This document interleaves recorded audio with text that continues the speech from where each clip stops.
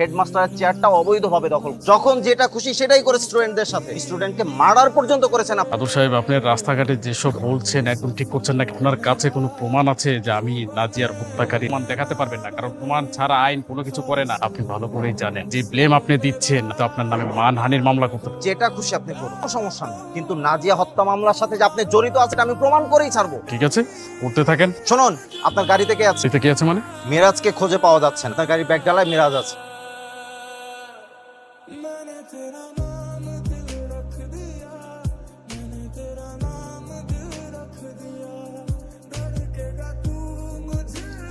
Sir আসসালামু আলাইকুম sir. ওয়ালাইকুম আসসালাম। মিরাজের কোনো খোঁজ খবর পেলে? না স্যার, আশেপাশে অনেক খুঁজেছি, কোথাও নেই, আর কেউ দেখেও নি। আমার মনে হচ্ছে মিরাজ কোথায় আছে সেটা খায়রুল স্যারই জানে। কেন স্যার? খায়রুল স্যারের কাছে আমি নতুন একটি গাড়ি দেখি, তাতে করে আমার সন্দেহটা আরো পরিপক্ক হয়ে। তাছাড়া খায়রুল স্যারকে আরোহীদের বাসায় যাতায়াত করতে দেখা যায়। তার মানে আরোহীর বাবা মিরাজকে আবার কিডন্যাপ করেছে?